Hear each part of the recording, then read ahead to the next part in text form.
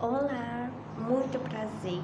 Eu sou a nutricionista Rúbia e eu estou aqui, com muito carinho, participando aí do vídeo da Cíntia para responder as perguntinhas que vocês deixaram lá no post da comunidade que ela fez. E a Angélica fez a pergunta seguinte: gostaria de saber como ter constância na alimentação saudável e se o pão integral é mais saudável que a tapioca. Obrigada. Então, Angélica, para que a gente consiga ter constância no nosso processo de emagrecimento, que é importantíssimo, a gente tem que ter hábitos na nossa rotina. Então, hábitos mais saudáveis que vão ajudar nesse processo, como, por exemplo, aumentar o consumo de água, incluir frutas, verduras e legumes diariamente na nossa rotina, praticar atividade física pelo menos 3 vezes na semana. Então, são pequenos hábitos que a gente vai incluindo na nossa rotina, que feitos, rotineiramente, não sei assim que se fala, mas fazendo todos os dias, a gente consegue ter aí a constância no processo de emagrecimento. E quanto à pergunta, do pão e da tapioca, a gente tem muito esse terrorismo sobre a tapioca, sobre o pão, né? E é o seguinte, a gente pode comer tanto a tapioca quanto o pão integral. A diferença da tapioca para o pão integral é que o pão integral ele tem mais fibras, então ele vai aumentar mais a sua saciedade. Já a tapioca, não. Então, eu considero o pão integral uma opção melhor do que a tapioca, mas não que a tapioca seja ruim, que você não pode comer ela, não possa consumir ela, tá? Eu até sempre recomendo aos meus pacientes que quando for, comer a tapioca, consumir como uma fonte, de proteína, ovo, frango desfiado, coloca ali uma folhinha de salada como alface, coloca tomate também para deixar ali essa tapioca mais turbinada. A Patrícia já perguntou o seguinte: gostaria de saber se é importante contar os macronutrientes para quem faz a reeducação alimentar. Se contar somente as calorias, teremos resultados. Não adianta só contar calorias. Por exemplo, eu vou comer 1.600 calorias. Aí você consome as 1.600 calorias, faz o registro no aplicativo, só que são calorias ruins. Ou seja, ali nas refeições que você escolheu no seu dia a dia, você não escolheu boas opções, Você colocou ali um suco industrializado que tem muito açúcar, você comeu muita fritura, por exemplo. Então não adianta nada contar calorias se a qualidade dessa alimentação não for boa. E se contar, calorias, macronutrientes é importante no processo de emagrecimento, de reeducação alimentar?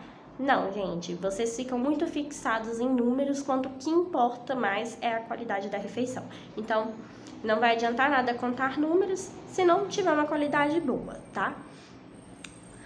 A Mônica perguntou: faço 1h30 de caminhada diariamente e 1.600 calorias. Ou seja, ela consome 1.600 calorias por dia. Quanto tempo para perder 10 quilos? Então, gente, pra gente fazer esse cálculo, eu teria que fazer uma consulta com você para me conseguir estimar, porque aí eu saberia quantas calorias eu ia estar reduzindo, no seu dia, e tá fazendo aí um cálculo de previsibilidade de quantos quilos você perderia, em um mês.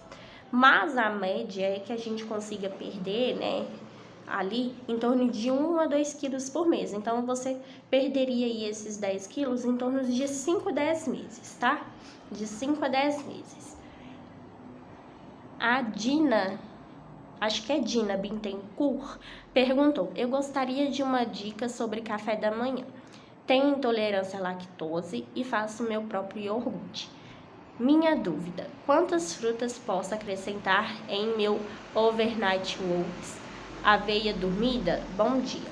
Então, no overnight oats, você pode colocar ali 2, 3 porções de frutas variadas, só que em quantidades equilibradas, Para mim saber essa quantidade, gente, de frutas, eu teria que saber mais a fundo sobre você, Mas ali 8 morangos picadinhos com um pouco de uva, por exemplo, Só um exemplo.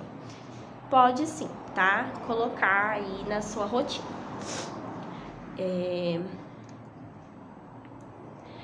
ideias, né, dicas sobre café da manhã para você que tem intolerância à lactose. Tem muitos produtos, né, aí disponíveis no mercado próprios para quem é intolerante à lactose. Então, às vezes você vai, eu quero tomar um café com leite. Toma café com leite para intolerante à lactose. Iogurte, tem iogurte zero lactose, então você pode consumir esse iogurte com frutas, aveia, chia também. Você pode fazer uma crepioca também, que vai tapioca e ovo, e você pode rechear com queijo zero lactose também, que já tem disponível no mercado. Então, assim, mais você fazer essas substituições mesmas, tá? Com esses alimentos aí, para quem é intolerante à lactose. Nutri, como faço para saber se estou em déficit calórico? Gente, estar em déficit calórico nada mais é do que estar consumindo menos calorias do que você ingere usualmente. Então, se você estava comendo aí 1.800 calorias e hoje você consome 1.400, você já está em déficit calórico. Lembrando que você só vai ter resultados se a qualidade também dessa alimentação que você reduziu as calorias estiver sendo boa também. Senão não vai adiantar nada reduzir e estar comendo mal. Oi, boa tarde. Sofro de ansiedade. Toda vez que tento a reeducação alimentar, me dá a compulsão de comer doce. Para mim é difícil e sei que o problema tá na mente. Sei lá, complicado, mas gostaria de dicas para continuar tentando. Meu nome é Rita, tenho 56 anos e moro em São Paulo, capital. Rita, um beijo. Primeiramente, ansiedade é uma coisa assim, muito comum no dia a dia, né, de quase todos os brasileiros. E realmente, para quem tem essa dificuldade de controlar o doce, é muito difícil, né, ter que seguir ali uma alimentação mais regradinha. Mas vocês não precisam cortar o doce da alimentação de vocês, né? Então, tenta reduzir aos poucos o consumo desse doce, né? Você pode também, quando for ao mercado, evitar de comprar doce para ficar estocando ali no armário da cozinha e ficar ali beliscando. Compra a porção individual só para matar a sua vontade. O melhor horário para comer o doce é depois do almoço, porque você fez uma refeição completa, então você vai estar sentindo menos fome, você vai estar mais saciado. Então a tendência é que você, ao comer esse doce após o almoço, você não fique com aquela fome de capivara raivosa querendo comer a panela de brigadeiro toda. Então, essas dicas são as que eu passaria aí pra você, tá? A Cida perguntou: olá, boa noite. Gostaria de saber se você faz cardápio para diabéticos, caso eu participar de uma consulta particular. Cida, sim, será um prazer te atender. E eu faço, sim, planos alimentar para diabéticos que querem emagrecer, tá? Até porque quem tem aí o diagnóstico de diabetes precisa ter uma alimentação mais equilibrada. Geralmente tem aí sobrepeso, obesidade, e a gente precisa ter uma alimentação mais equilibrada, com déficit calórico, para conseguir reduzir a porcentagem, né, de gordura corporal e melhorar os sintomas da diabetes, né? Controlar ali a glicemia também. Então, sim, será um prazer te atender e eu vou deixar o meu número aí nos comentários para você entrar em contato comigo, tá? A Márcia perguntou: Nutri, eu não consigo ficar sem meu cappuccino desnatado. Isso interfere no emagrecimento? Não posso tomar café por conta de uma gastrite. E usa também adoçante eritritol em gotas. Isso tudo interfere no emagrecimento? Bom, Márcia, é o seguinte, o cappuccino, ele vai café na composição. Então, se você não pode consumir o café por conta da gastrite, pode ser que mesmo que em poucas quantidades, ele vai te fazer mal. Se você está consumindo aí o seu cappuccino desnatado e não está te fazendo mal, então pode continuar sem problemas, consumindo ele, porque ele não interfere no seu emagrecimento, ele não vai interferir no seu emagrecimento se as suas refeições, né, forem equilibradas com boas opções, tá? E sobre o adoçante, né, eritritol, eu não acho ele uma boa opção, tá? Porque é um adoçante artificial. Eu sempre peço para os meus pacientes darem, né, preferência para os adoçantes naturais, né, como estévia, o xilitol Então, dê preferência aos adoçantes naturais e não os artificiais industrializados. Então, né, como eu estava falando, dê preferência aos adoçantes naturais e não aos industrializados, tá? A Flor perguntou: gostaria de saber se uma dieta flexível de boa qualidade, 1.300 calorias, é pouco. Fico super bem, não passo fome. 41 anos, 1,65, pesa 66. Estou feliz. Quero manter atividade física moderada. Então, Flor, para te responder essa pergunta, eu teria que fazer uma série de cálculos, mas o mais principal seria a taxa metabólica basal, né? A gente consegue fazer esse cálculo pela internet. Basicamente, se você fizer esse cálculo e a sua taxa metabólica basal estiver abaixo de 1.300, você pode fazer essa dieta de 1.300 calorias, porque a gente consegue montar um cardápio bom, com boas opções de comida, sem passar fome, com 1.300 calorias. O problema é que se a sua taxa metabólica for mais que 1.300, aí já não é tão interessante, porque você estaria consumindo abaixo da sua taxa metabólica basal. E consumir abaixo da taxa metabólica basal pode deixar o seu metabolismo lento, né?